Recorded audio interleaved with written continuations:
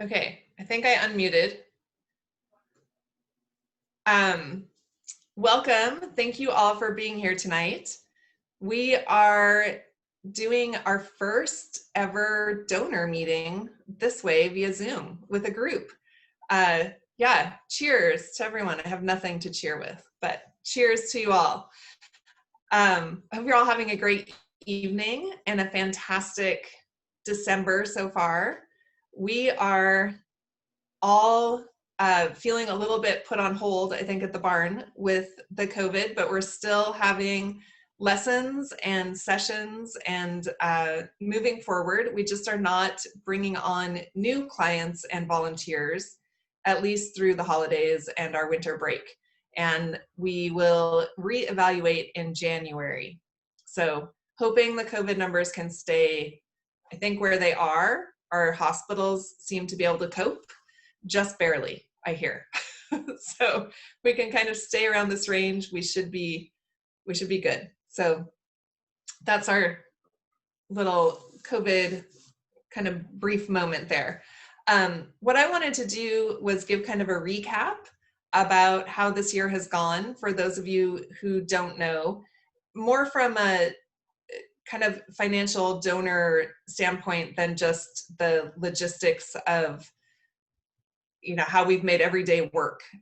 We've kind of told stories about that. And so we wanted to give a different story about how our donors honestly have kept everything going and made up for loss of program. So I wanted to start with our gala last year and our winter session.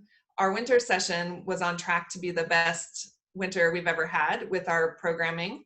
And we made it basically all the way through before we started having issues and had to close down. We were a couple weeks short, but it was really nice to see that we were starting to have the cost per session and the cost overall of the organization. We were able to do more work for a little bit less funding, which was a nice place to be at.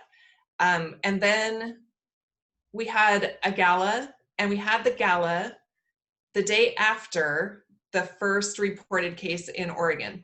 So it was a bit odd. We had a few people who couldn't come. Actually, I think a couple of you are on here. And it had a little bit of a weird vibe in the room, but I'm happy to say that our gala guests really pulled through and donated and spent money, and we actually ended up having the highest attendance that we'd ever had, even though we lost about 20 people after I'm assuming many of the guests didn't come because of COVID. We don't know for sure, but people were being extra careful, which they should have been. And we had some people donate ahead of time and some people donate after who couldn't be there. So that was a really nice boon. The very next weekend, people started canceling their fundraising events. So Fort Stride felt pretty fortunate at that point that we were able, that's right, Janet, that we were able to have that event and have it be successful and not have anybody get COVID who came to it. We had someone in the community that we found out who ended up being diagnosed about a week afterwards. So we felt fortunate. We, I guess, dodged a bullet. I don't know. That person's fine. She's doing well. She's recovered. It was a long recovery. And then everybody kind of knows the COVID shutdown. We stopped all programming. We stopped all income from programming.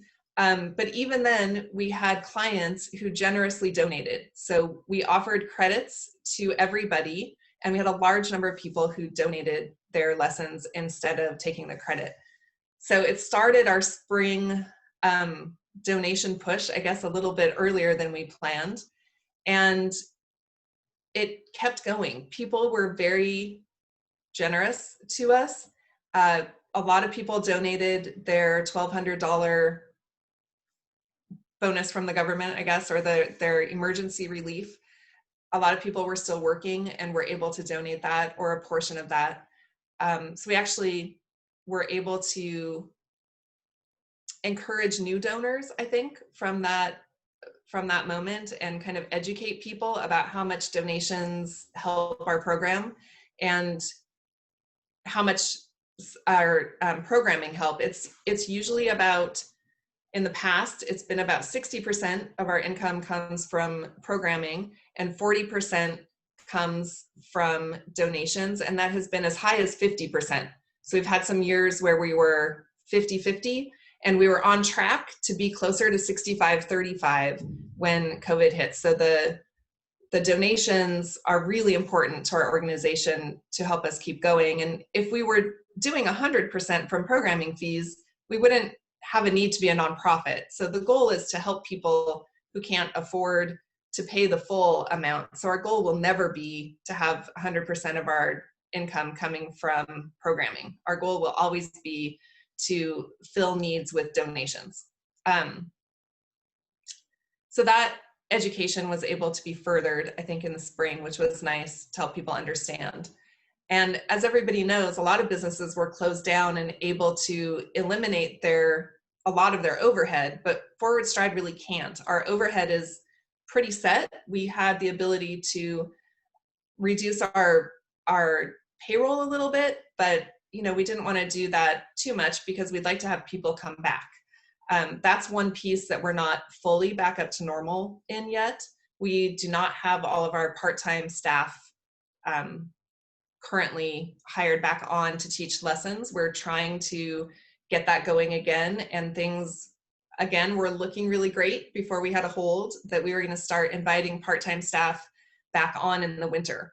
So we'll see what arises in January. We hope that we're able to do that. We have a couple, I think, of part-time staff here right now. We know we're pulling, we're trying, but the rest of us had to take care of the herd. So we had 9 full-time staff members taking care of the herd, and we had all the expenses of the herd and our facility still happening. So there wasn't a lot of reduction in expenses that happened in the spring. Thankfully, we were able to get the PPP funding for businesses, and that really helped pull us through the spring as well. That, just for an update, our application for forgiveness has been sent in, and now we're just in the waiting game, along with everybody else who sent in their application. We have no worries. We're sure that it will be forgiven. We did everything according to plan, and we're very cautious about how we spent the money. So that all looks good. And then after we had our full shutdown, we had clients return to programming, and we started building spaces to make sure that we could keep everybody separate during the course of this virus. And that included some extra donations from companies that helped us build a new mounting area and an outdoor mounting ramp, so we could do as much separated as possible. We were able to start even our most fragile folks in the summer, and we continue to use full PPE with those folks. Sheila is on, and she's going to share more with you about that. But one of the things we realized is that we could serve more of our community by reaching out to people who maybe didn't want to do weekly lessons, but had diminished capacity to get out of the house and do other things. So there was a real need identified in the disabilities community for activities, because especially adults, all of their day programs were canceled.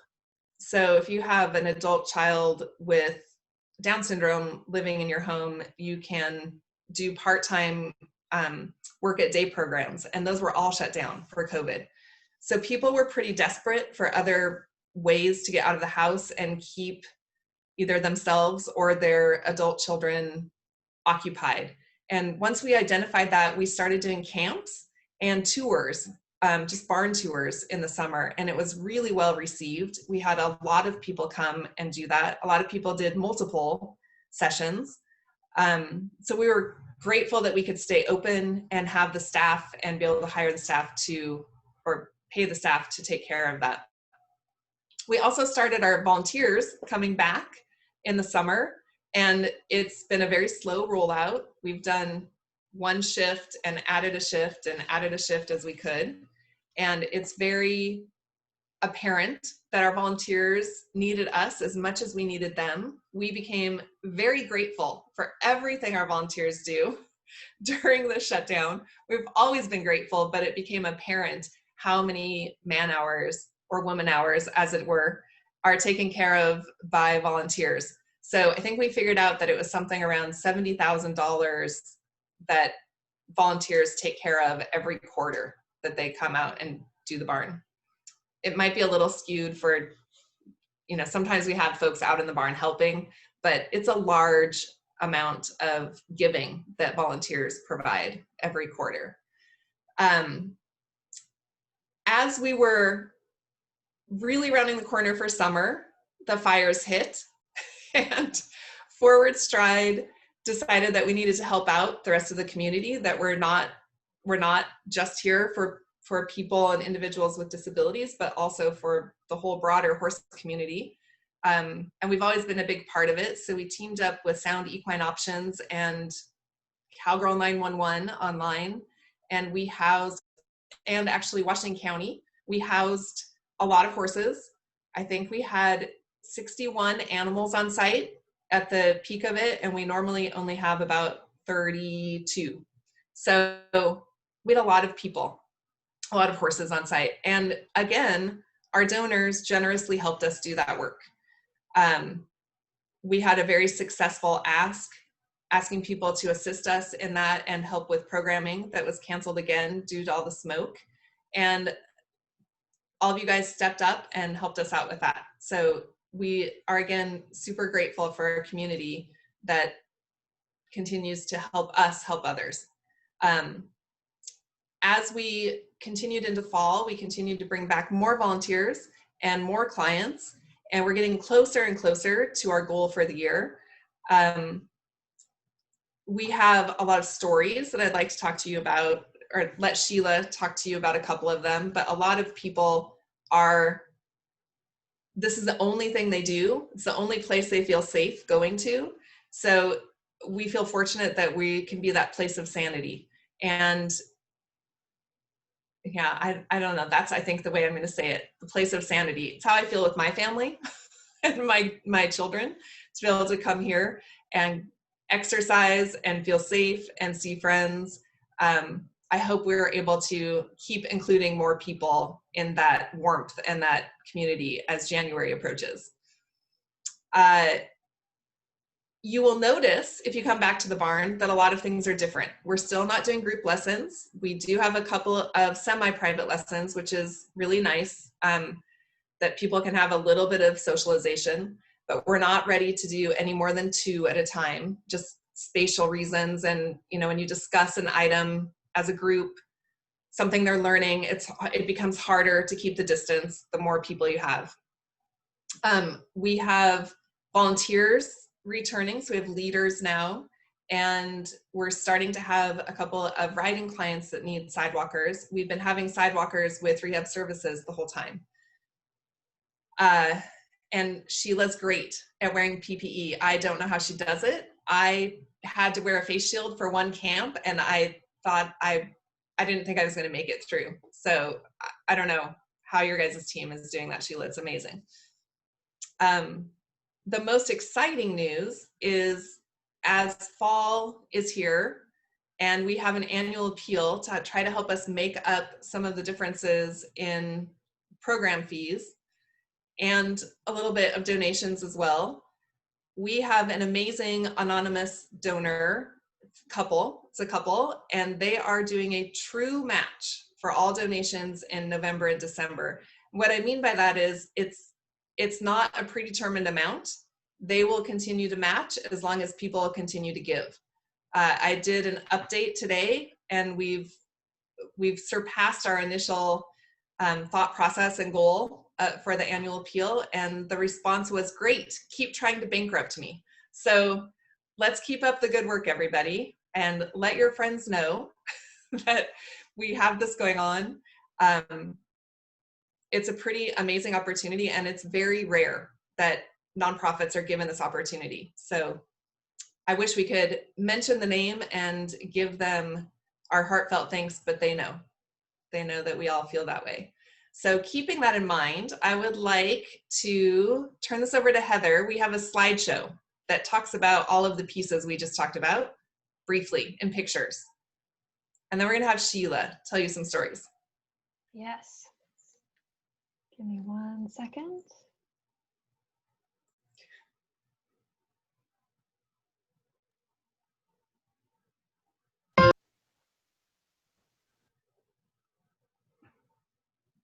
Oh, we don't have music.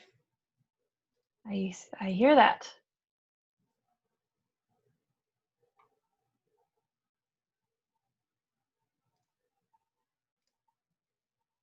You're not supposed to see any of this. Imagine you're not seeing this. Here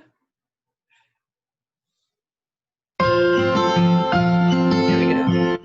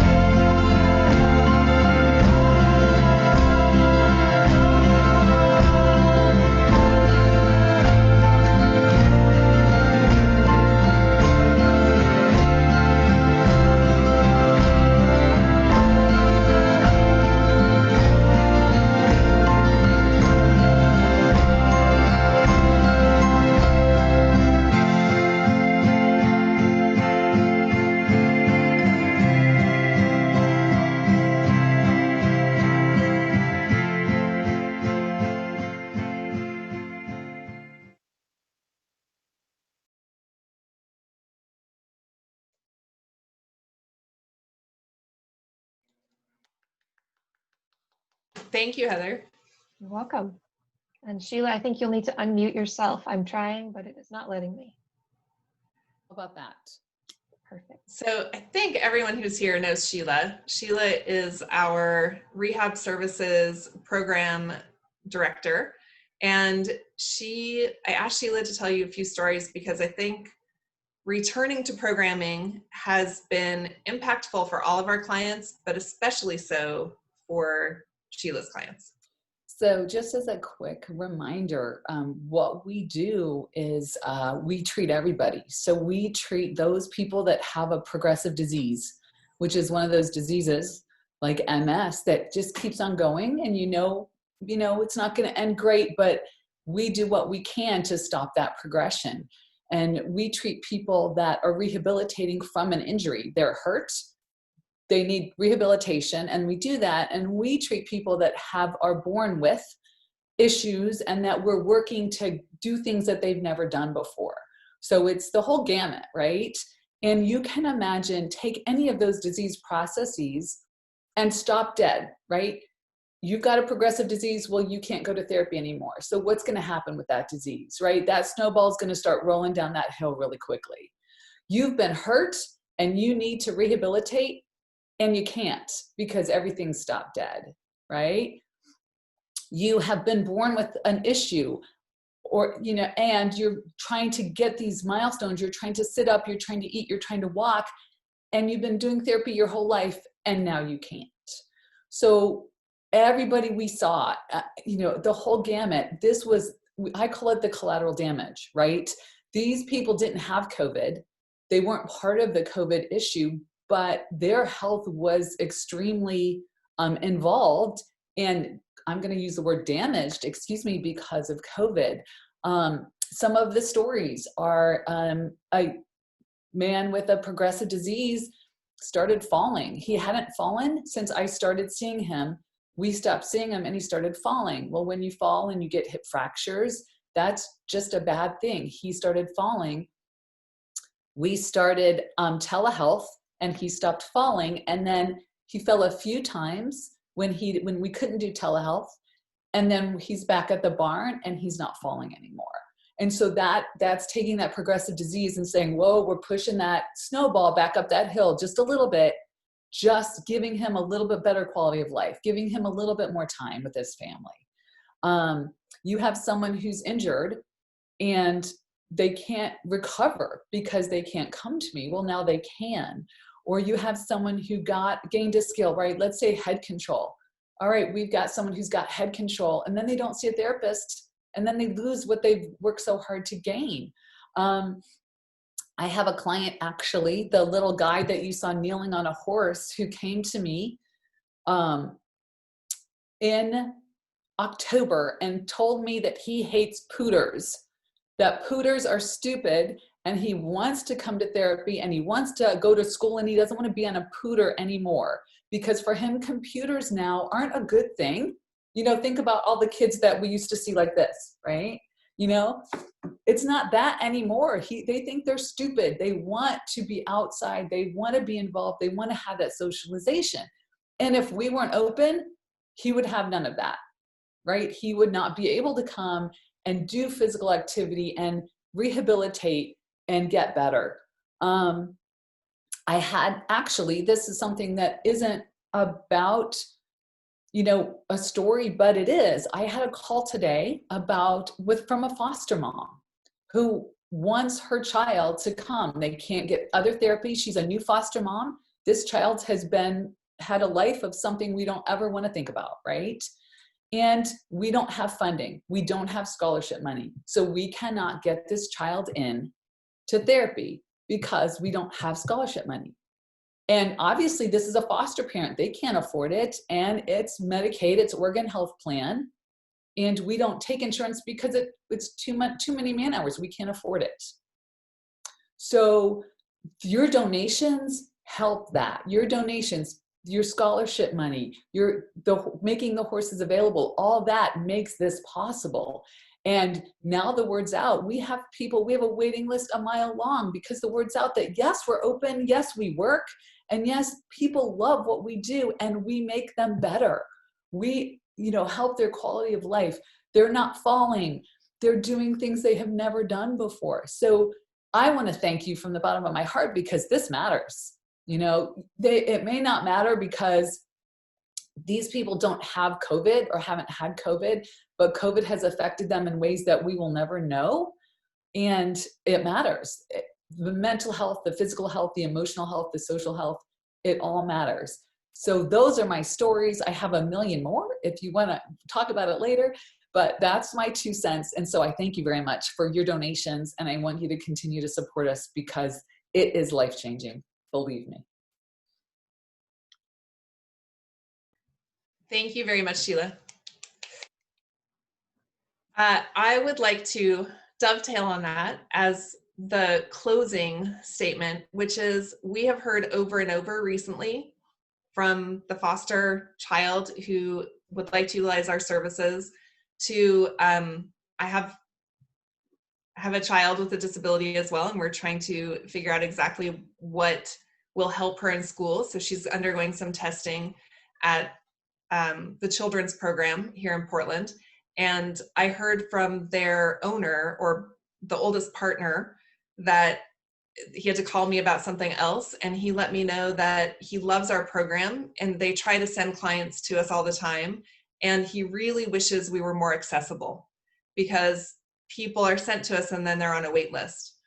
So we keep hearing these stories over and over. And now we're in a situation where we have we have the need to reduce the number of people who are out on the property at any one time.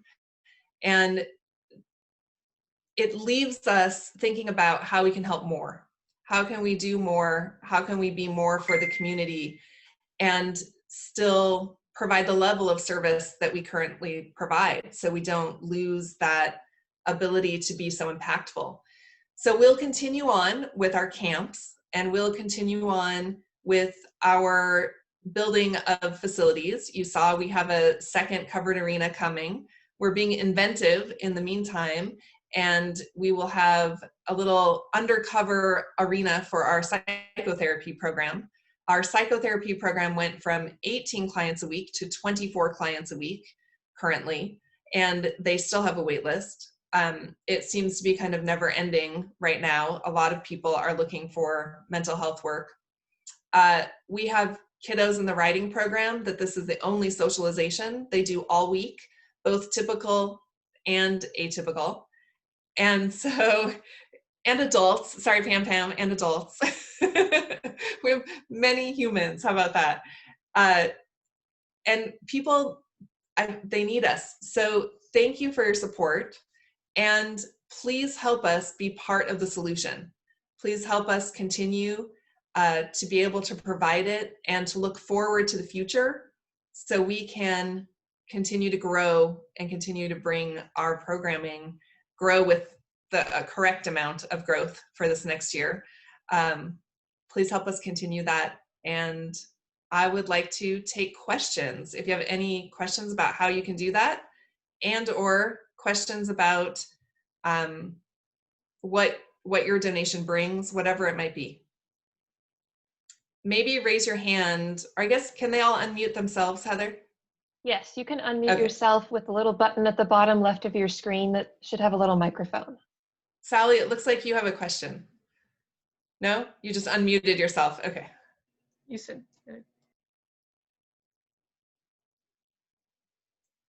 I'm muted. All right. You guys are a quiet group. I would, So I have a I don't question. know. Oh, yes. Oh, was I supposed to raise my hand? I'm sorry. You're great. So what is you? So you mentioned that it's limited. So is it? So regardless of donations, is there a way to get more people in there, or because of space, there's only so much we can do, or by having different teams that we can afford to come, it would open it up for other people? What would help you all? That's a really good question. So generally speaking, in a non-COVID year, what will help us is having a bit more space and having increasing our herd as we're able. The third obstacle, or not obstacle, but the third item is staffing. So for instance, Sheila's program, the Rehab Services Program, we would love to bring on more therapists. We have the ability to do more, but we need to bring in more therapists. So sometimes it's training that's the issue, and sometimes it's recruitment. We don't do full-time. We'd love to have the funding to be able to offer somebody full-time work that also includes benefits. So I think it's a multi-tier question long-term. Right now, we really have to create the space and then create the funding to allow us to add to the programming. So right now, because each session is costing more than it normally would, because we can't do group sessions and we have to bring in, we're doing training, we're doing PPE, it's just more expensive for each session. So continuing with our, I'm going to say, quote, normal donation needs, we also have the added stress of keeping everybody separate, the timing, the scheduling. So in some ways, we need COVID to go away. And in other ways, things like scholarships would be really useful. We can't serve enough clients on that high needs list without people giving to scholarship programs or giving to, I'm struggling to think of the right way of saying it. We utilize as much as we can for scholarships. So our goal for this year was to start creating a scholarship account that was separate from our operations account that we would start putting into. So we write grants, and we do a lot of reaching out via grants for our scholarship committee, and we feel like that's not enough, that we would like to start reaching out more. So looking into the next year, I really would like that to be able to continue. That's part of what we want to do in 2021, is build that scholarship group so it keeps going, so we can reach out to the communities that need it. We also want to work together. We have a great program with Native American Rehabilitation Association, which is NARA for short, where we team up with them. So they bring in a weekly cohort of clients, and we do riding and activities with them. So half of the time they ride and half of the time they volunteer or do other types of learning. We'd like to work together with places like the Dougie Center, Boys and Girls Aid, to do more of those programs, because it allows us to spread our resources out and reach more people and have a bigger impact. All those programs are closed right now, right? They're closed to going outside.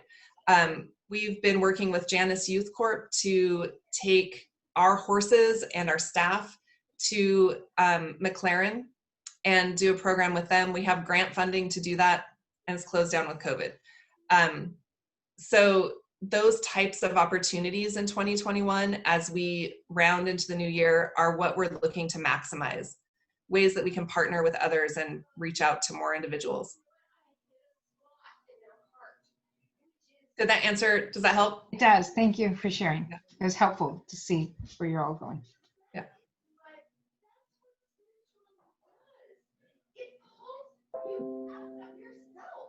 My computer is trying to tell me to update. Not the right time, computer, not the right time. All right. Any other questions? Oh, I have a question for you guys. We sent out our very first annual report. Heather and the board and a lot of people worked really hard on that. Did that give you the information that you needed? Was that helpful to you? Very helpful. Looked great. Okay, excellent. If you have feedback, or if there were pieces that you'd like to see in there that you didn't, reach out to us, because we would like to know for next year what we can do. I thought it was really good. It had more impact for me than getting something via email. That's good to hear. You have a question, Mike? I have a question. You haven't mentioned anything about what Forward Stride's going to do in terms of an event or something to replace the gala, given COVID. What are some of the plans there? That is a good question. So we actually have multiple things that we're thinking about. We would like to do, we're going to do virtual. We won't have an in-person event, obviously. It will still be in March, and we're in the process of figuring out how many silent auction items we want to do. I'm going to throw out a challenge that we maybe want to do a dance still, and like have clips, kind of like our video or like our slideshow. But I'm going to say more to come, but all virtual for our gala. And I say that, Mike, because we've run into a few stumbling blocks. A lot of our businesses that normally donate items absolutely cannot do it this year. So I think we're going to have to be inventive about trips and things like that, that may be local trips, so people aren't flying, aren't going other places, that we can offer as auction items, and have an interesting evening that people would like to go to. We do know that we're going to sell tickets that don't cost anything. And then we're also going to offer tickets that include wine glasses and a bottle of wine delivered to you. So you can enjoy the evening in that way as we move through the evening. And we'll have an evening with a better production than what I put together tonight. a little more polished than tonight. Janet, you're funny.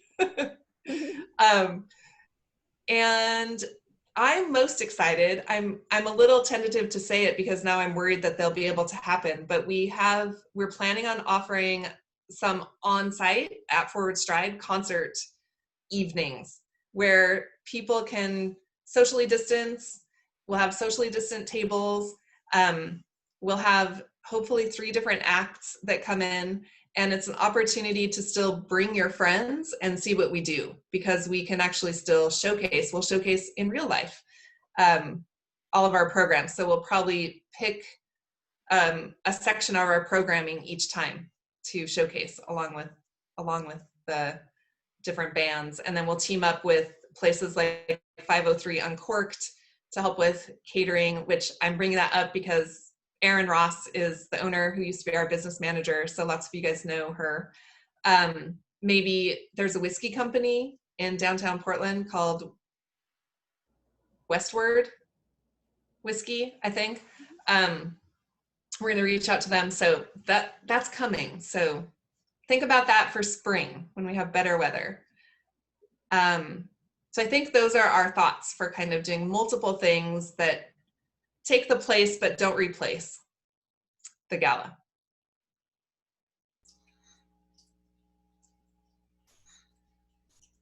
I just want to address, we're talking about scholarships. So just so people know, to get an idea, what we're talking about scholarships, the scholarship need can range. We try to offer scholarships for every program that we have. So, and I apologize for going back on this, but I just wanted to give everyone an idea. Our writing program, we give scholarships for. There are people that need scholarships to recreationally ride regardless of their abilities. And they average about $50 a session. And a term, which is how we usually cut it up, is anywhere from 10 to 12 sessions. So that's $500 to $600. So that donation would provide one person a whole term of writing. Unfortunately, my program is a little bit more expensive. Obviously, it's more intensive. And so those sessions are $126 a session with a therapist. We do an evaluation, which is $175. So we need about $1,400 to $1,500 to get someone through a term, which sounds like a lot of money until you go to a physical therapist or an occupational therapist in a clinic. And you go to them and they're charging a lot more than we are. And they're not as good as we are. Just saying. So I hope that gives you an idea. EFP, which is our psych program, is about the same as ours. Some are a little bit less expensive, some are more, depending on who your provider is. But just to give you an idea of what that means. And to keep in mind that that's not the true cost. What we charge people at that $50 or $126, that's not the true cost. The true cost is, $150 for rehab services or more. I'm not actually sure where we are with that at the moment. Double it. It varies every year. Right. Last year really skews the numbers. Right. Well, and I want you to think about that. You need to, at this point, you need to double it, because my time, unfortunately, you all know, I don't like to be at the computer. I'm right. doing OSHA and OHA and, infection control baloney instead of being out in the clinic with a person on a horse. So, and I'm taking time to clean the clinic and order PPE and, so unfortunately, this is another piece of collateral damage, right? Our costs have gone up significantly just to keep us open because we have to do all those extra steps because of COVID.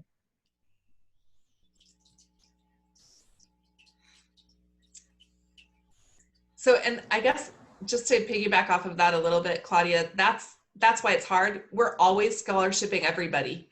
Every donation is going toward at least a partial scholarship because our true cost is much higher than what people pay. I will say it starts to be about right in the, if you happen to be a rider or a vaulter who doesn't need a volunteer team for your actual session, it's much closer to already being, the true cost and the cost of that are closer. But as soon as you add in volunteers and you spread that across people, the cost goes up because we're coordinating and we're managing and training and taking care of the horses in a different way, to just training wise to be able to do that. So.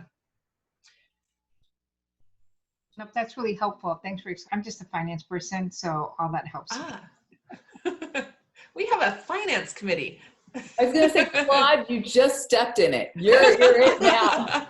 Guess what, girlfriend? Yeah, in fact, we have people, Nancy and Paul, who are on our finance committee, were on here, but I think they drove off. So I don't think they're on it now. But I have to say, our board and our finance committee are the reason we are doing as well as we are. They helped us put together an amazing budget that we're being able to hold fairly close to. Programming has been a little bit rough, but donors have stepped up and helped with that. So I think. Sorry, I have less a question and more of a comment. I just want to throw it out there. I know you posted on the Facebook page, but just in case anybody on this call or anybody who's watching the recording is associated with Nike, Nike has a giving platform that Forward Stride is a part of. And as of a couple of weeks ago, Forward Stride now qualifies for the 2-time sport match that Nike offers, which means that if you donate money to Forward Stride through the platform, Nike will not only match your donation, but they'll actually double the amount that they give. The catch is you have to, on Forward Stride page within that platform, you have to click on one of the links that says 2-time sport match in order to actually get that double. It doesn't apply in quite the same way that it does to other organizations that might have been onboarded with the sport match initially.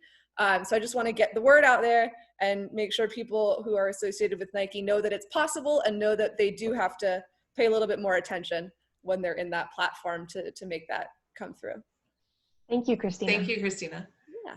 Yes, Roberta.